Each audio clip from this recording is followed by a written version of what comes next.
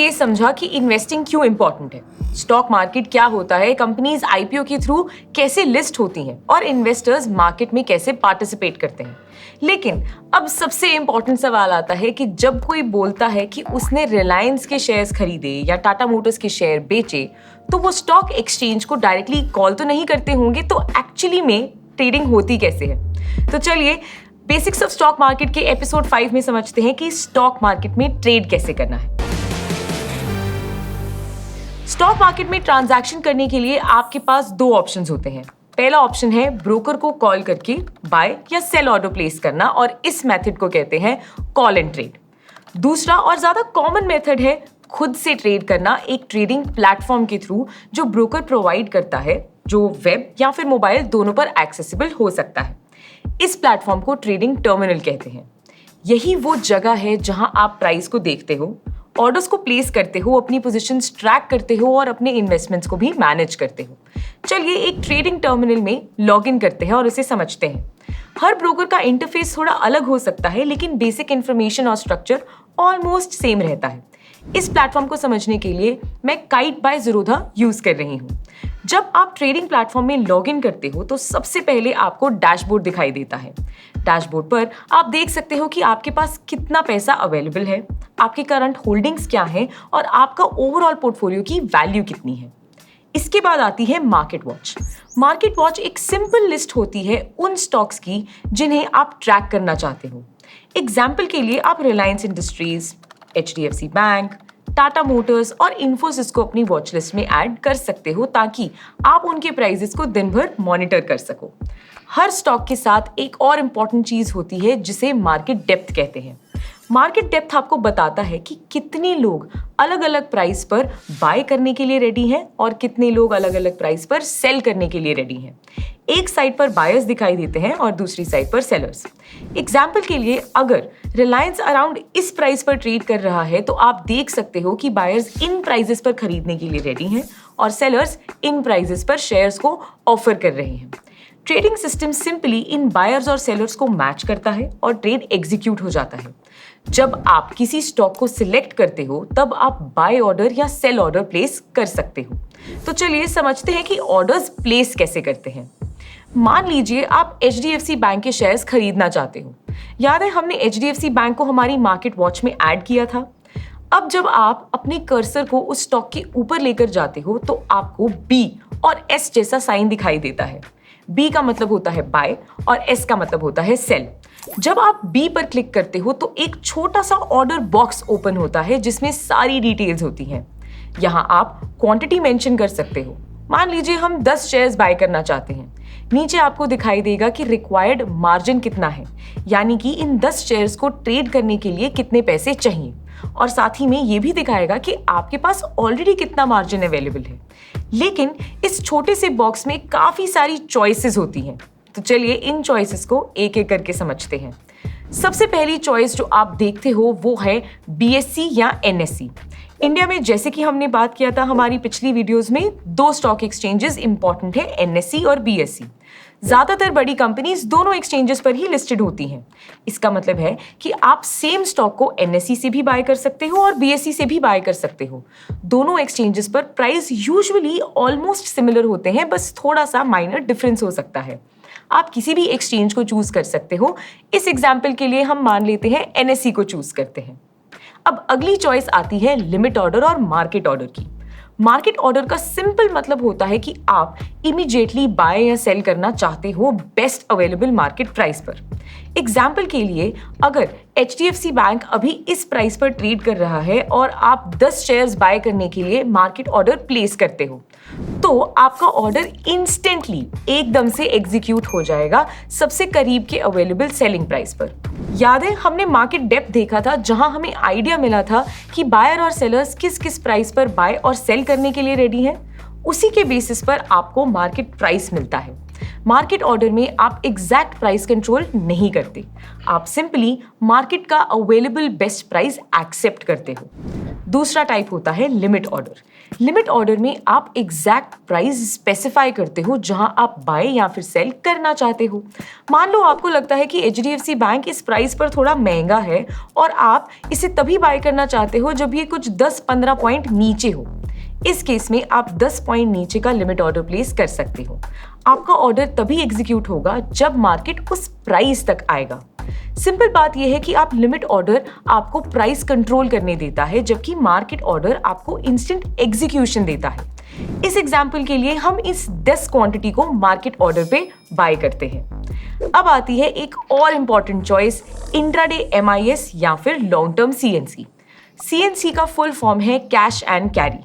ये तब यूज होता है जब आप एक दिन से ज्यादा के लिए शेयर्स खरीदना चाहते हो, जैसे लॉन्ग टर्म के लिए अपने डीमैट अकाउंट में होल्ड करना चाहते हो। दूसरी तरफ है MIS, जिसका फुल फॉर्म है मार्जिन इंट्राडे स्क्वायर ऑफ। ये इंट्राडे ट्रेडिंग के लिए यूज होता है। अब इंट्राडे ट्रेडिंग का मतलब होता है कि आप स्टॉक को सेम दिन बाय और सेल करते हो मार्केट के क्लोज होने से पहले। फॉर एग्जाम्पल, अगर हमने सुबह HDFC बैंक के 10 शेयर खरीदे और मार्केट के बंद होने से पहले उसको उसी दिन बेच दें तो ये इंट्राडे ट्रेड कहलाता है। इस केस में पोजीशन सेम दिन ही क्लोज हो जाती है और डीमैट अकाउंट में कुछ एक्चुअल में डिलीवर नहीं होता। लेकिन इस एग्जाम्पल के लिए हम CNC ऑर्डर चूज करते हैं। तो इस तरीके से डिफरेंट चॉइसेस को चूज कर आप एक ऑर्डर प्लेस कर सकते हो, जैसे कि इस केस में हमने HDFC बैंक का किया। अब जब आप समझ गए हो कि ऑर्डर प्लेस कैसे करना है, तो ये भी समझना जरूरी है कि ऑर्डर से एग्जिट कैसे करते हैं। इसके लिए आपको बस उस स्टॉक पर जाना है और सेल ऑप्शन पर क्लिक करना है। जब आप सेल पर क्लिक करते हो तो वही ऑर्डर विंडो दोबारा ओपन होती है। यहाँ क्वांटिटी ऑलरेडी फिल्ड होती है बेस्ड ऑन आपके पास कितने शेयर्स थे। लेकिन अगर आप चाहो तो कुछ शेयर्स सेल कर सकते हो, जैसे सिर्फ 5 शेयर्स या फिर सारे के सारे 10 शेयर्स। मान लीजिए हम अपने पूरे के पूरे 10 शेयर्स को सेल करना चाहते हैं। अब यहाँ भी वही चॉइसेस आती हैं, मार्केट ऑर्डर या लिमिट ऑर्डर। अगर आप मार्केट ऑर्डर चूज करते हो तो शेयर्स तुरंत बेस्ट अवेलेबल प्राइस पर सेल हो जाएंगे। अगर आप लिमिट ऑर्डर चूज करते हो तो आप अपनी डिजायर्ड सेलिंग प्राइस डिसाइड कर सकते हो। एग्जाम्पल के लिए, अगर HDFC बैंक इस प्राइस से बढ़कर इस प्राइस पर आ जाता है और आप प्रॉफिट बुक करना चाहते हो तो आप सेल मार्केट ऑर्डर प्लेस करके इंस्टेंटली एग्जिट कर सकते हो। इस तरह से ट्रेड में एंटर करना और एग्जिट करना ऑलमोस्ट सेम प्रोसेस होता है। बस डिफरेंस इतना होता है कि बाय की जगह आप सेल पर क्लिक कर रहे होते हो और यहाँ आप एक ऐसा स्टॉक सेल कर रहे हो जो आप ऑलरेडी ओन करते हो। अब तक हमने ट्रेडिंग का सिर्फ एक डायरेक्शन देखा है, पहले आप बाय करो और फिर बाद में हायर प्राइस पर सेल करके प्रॉफिट कमा लो। लेकिन अगर आपको लगता है कि प्राइस गिरने वाला है तो फिर क्या? चलिए इसे एग्जाम्पल को कंटिन्यू करते हैं। मान लीजिए HDFC बैंक इस प्राइस पर ट्रेड कर रहा है और आपको लगता है कि दिन के दौरान इसका प्राइस गिर सकता है। इस केस में आप बाय करने की बजाय डायरेक्टली सेल पर क्लिक कर सकते हो। पहली नजर में ये थोड़ा अजीब लग सकता है क्योंकि आपके पास एक्चुअल में शेयर्स तो होते नहीं हैं, लेकिन इंट्राडे ट्रेडिंग में सिस्टम आपको पहले सेल करने की परमिशन देता है। तो आप HDFC बैंक के 10 शेयर्स को इस प्राइस पर MIS के थ्रू सेल कर देते हो। अब आपकी पोजीशन नेगेटिव क्वांटिटी में दिखाई देगी, जिसका मतलब होता है कि आप शॉर्ट हो। अगर प्राइस इस प्राइस तक गिर जाते हैं तो आप उन 10 शेयर्स को वापस बाय कर सकते हो। यहाँ आपने इस प्राइस पर सेल किया और इस प्राइस पर बाय करके पर शेयर का प्रॉफिट अर्न किया। इसी प्रोसेस को शॉर्ट सेलिंग कहते हैं। लेकिन याद रखो, ये सिर्फ इंट्राडे में अलाउड होती है। आपको ये शॉर्ट पोजीशन मार्केट क्लोज होने से पहले क्लोज करनी होती है। अगर आप ऐसा नहीं करते तो सिस्टम ऑटोमेटिकली स्क्वायर ऑफ कर देता है और स्क्वायर ऑफ का सिंपल मतलब होता है पोजीशन को एग्जिट करना। अब इस शॉर्ट पोजीशन से एग्जिट करने के लिए जब आप एग्जिट पर क्लिक करोगे तो इस बार सेल विंडो नहीं बल्कि बाय विंडो ओपन होगी, क्योंकि पहले आपने सेल किया था, इसीलिए इस बार आप बाय करके एग्जिट करोगे। इसी तरह शॉर्ट ऑर्डर से एग्जिट होता है। इनके अलावा भी कुछ और ऑर्डर टाइप्स होते हैं जिनको अब हम एक एक करके समझेंगे। सबसे पहले आता है स्टॉप लॉस ऑर्डर। मान लीजिए हमने HDFC बैंक इस प्राइस पर बाय किया है, लेकिन हम ये इंश्योर करना चाहते हैं कि हमारा लॉस एक सर्टेन लेवल के नीचे ही रहे, क्योंकि रियलिटी ये है कि मार्केट हमेशा हमारा फेवर में मूव नहीं करती। इस सिचुएशन में हम स्टॉप लॉस प्लेस कर सकते हैं। स्टॉप लॉस बेसिकली एक प्री डिफाइंड एग्जिट होता है। हम सिस्टम को बोलते हैं कि अगर प्राइस एक सर्टेन लेवल तक गिर जाए तो ट्रेड ऑटोमेटिकली एग्जिट कर दो। एग्जाम्पल के लिए हम बोल सकते हैं कि अगर HDFC बैंक इस प्राइस तक गिर जाए तो मेरे 10 शेयर्स को सेल कर दो। ऑर्डर विंडो में ये काम SLM के थ्रू होता है, जिसका मतलब है स्टॉप लॉस मार्केट। यहाँ आप डायरेक्टली सेल ऑर्डर प्लेस नहीं करते बल्कि एक ट्रिगर प्राइस एंटर करते हो। हमारे केस में ये है हमारा ट्रिगर प्राइस। जैसे ही मार्केट इसे टच करता है आपका सेल ऑर्डर एक्टिवेट हो जाता है और बेस्ट अवेलेबल प्राइस पर एग्जीक्यूट हो जाता है। इस तरह अगर आप स्क्रीन कॉन्टिन्यूसली वॉच नहीं भी कर रहे हो तब भी आपका रिस्क कंट्रोल्ड रहता है। इसीलिए स्टॉप लॉस का पर्पस प्रॉफिट बनाना नहीं बल्कि कैपिटल को प्रोटेक्ट करना होता है। अब बात करते हैं हम कवर ऑर्डर की। अब तक हमने पहले बाय ऑर्डर प्लेस किया और फिर सेपरेटली स्टॉप लॉस प्लेस किया, लेकिन अगर आप दोनों चीजें एक ही स्टेप में करना चाहते हो तो आप कवर ऑर्डर यूज करते हो। कवर ऑर्डर आपको एंट्री और स्टॉप लॉस दोनों एक साथ ही प्लेस करने देता है। मान लीजिए हम फिर से HDFC बैंक इस प्राइस पर बाय कर रहे हैं। ऑर्डर प्लेस करते वक्त ही आप अपना स्टॉप लॉस भी स्पेसिफाई कर सकते हो, मान लो इस प्राइस पर। अब जैसे ही आपका बाय ऑर्डर एग्जीक्यूट होता है वैसे ही आपका स्टॉप लॉस भी सिस्टम में ऑलरेडी प्लेस हो जाता है। इसका मतलब ये हुआ कि आपका रिस्क शुरू से ही डिफाइंड है। अगर प्राइस ऊपर जाता है तो आपको बेनिफिट होता है, अगर प्राइस गिरकर इस प्राइस पर आता है तो पोजीशन ऑटोमेटिकली एग्जिट हो जाती है। इससे इमोशनल डिसीजन मेकिंग काफी हद तक रिड्यूस हो जाती है क्योंकि सब कुछ पहले से प्लान्ड होता है। लेकिन याद रखो, स्टॉप लॉस ऑर्डर और cover orders generally intraday trades के लिए ही होते हैं, यानी कि MIS के साथ काम करते हैं, CNC के साथ नहीं। अब चलिए GTT समझते हैं। मान लीजिए आप इंट्राडे ट्रेड नहीं कर रहे बल्कि इन्वेस्ट कर रहे हो। अपने HDFC बैंक CNC के थ्रू बाय किया है और अब वो शेयर्स आपके डीमैट अकाउंट होल्डिंग्स के अंडर पड़े हैं। हो सकता है कि आप रोज मार्केट चेक ना करते हो, लेकिन फिर भी आप अपना डाउनसाइड रिस्क को कंट्रोल करना चाहते हो। यहीं पर GTT यूजफुल होता है। GTT का फुल फॉर्म है गुड टिल ट्रिगर्ड। ये काफी हद तक स्टॉप लॉस जैसे ही काम करता है, लेकिन फर्क ये है कि ये सिर्फ एक दिन के लिए वैलिड नहीं होता। ये तब तक एक्टिव रहता है जब तक ट्रिगर प्राइस हिट ना हो जाए। मान लीजिए HDFC बैंक इस प्राइस पर है और आप चाहते हो कि अगर यहां तक गिर जाए तो आप एग्जिट करना चाहते हो, तो आप अपनी होल्डिंग्स में जाकर HDFC बैंक सिलेक्ट कर इस प्राइस का GTT ट्रिगर सेट कर सकते हो। अब आपको रोज कुछ करने की जरूरत नहीं है, चाहे इस लेवल तक पहुंचने में दिन लगे या फिर हफ्ते लगे। जैसे ही प्राइस इस तक आएगा आपका सेल ऑर्डर ट्रिगर हो जाएगा। इसीलिए GTT उन लॉन्ग टर्म इन्वेस्टर्स के लिए बहुत यूजफुल है जो डेली मार्केट ट्रैक नहीं करते लेकिन रिस्क मैनेज करना चाहते हैं। अब समझते हैं कि आपके ऑर्डर्स प्लेस करने के बाद एक्चुअली होता क्या है, क्योंकि जब आप HDFC बैंक के 10 शेयर्स बाय करते हो तो आपको लगता है कि सब कुछ इंस्टेंटली हो गया। आपने बाय पर क्लिक किया, ऑर्डर एग्जीक्यूट हो गया और स्टॉक अकाउंट में दिखने लगा। लेकिन रियलिटी में प्रोसेस अभी कंप्लीट नहीं होता। बैकएंड में एक प्रोसेस चलता है जिसे क्लियरिंग एंड सेटलमेंट कहते हैं। चलिए इसे भी स्टेप बाय स्टेप समझते हैं।